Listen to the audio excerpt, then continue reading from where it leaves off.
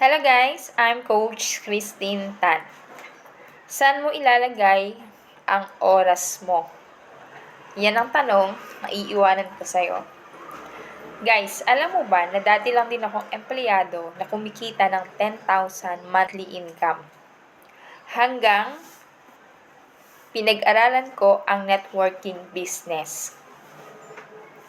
So, ang maganda po sa networking, dito ka magkakaroon ng leverage. Alam mo ba, nang kumita na ako ng 50,000, ay nag-resign na ako sa trabaho ko. Dahil ginagawa ko lang ng part-time, pero ganun kalaki yung binigay na income sa akin. At dahil doon, araw-araw, tinutukan ako ng upline ko. Alam mo ba, hindi pa ako marunong mag-talk nun. Nag-set lang ako ng home party kahit nasa trabaho ako sa upline ko. Sinachat ko lang siya na meron akong naset na home party. At ginaid niya ako kahit nagtatrabaho ako. Ginagawa ko siya part-time. Dahil kumita ako ng mas malaki pa sa income ko sa trabaho, kaya nagpa-siya ako, nag-decide na mag-resign. Pero hindi ko sinasabing mag-resign ka kasi choice ko yon. At dahil doon, araw-araw, sinasamahan ako ng upline ko at nagbabahay-bahay kami.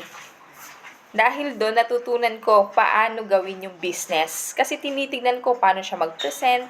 Kailangan lang pala sa uluhin mo yung marketing plan. Kailangan lang pala sa uluhin mo yung comp plan, yung product demo, yung paano mag-attract ng mga prospect, at higit sa lahat, yung rejection, dapat aware ka dan na okay lang ma-reject. Kasi ang hinahanap natin, yung mga taong gusto gawin yung ginagawa natin at yung mga taong mataas din yung pangarap. So, isa sa natutunan ko, sabi ng upline ko, hindi niya ako tatantanan hanggat hindi ako kumikita ng 100k. Kasi pag malaki pala yung income mo, doon siya maduduplicate. Pwede niya na daw akong iwanan at natuto na ako paano gawin ang business. Bukod sa natuto, makapal na yung mukha ko. Kasi may kita na akong malaki. Kasi hindi kakakapal ng mukha mo kapag nagtotok ka tapos hindi ka confidence kasi wala ka pa palang income. Kakapal lang ang mukha mo kapag kasama mo si upline kasi si upline malaki ang kita. Pero yun yung sekreto. Tulungan mo yung downline mo na kumita din. Para kahit wala ka, kaya niyang mag-isa. Okay? Kaya ganun ginagawa ko sa lahat ng mga nagtitiwala sa akin. Sa lahat ng mga nagtitiwala, nag-join sa akin, kahit hindi ka leader, kaya kitang gawing leader.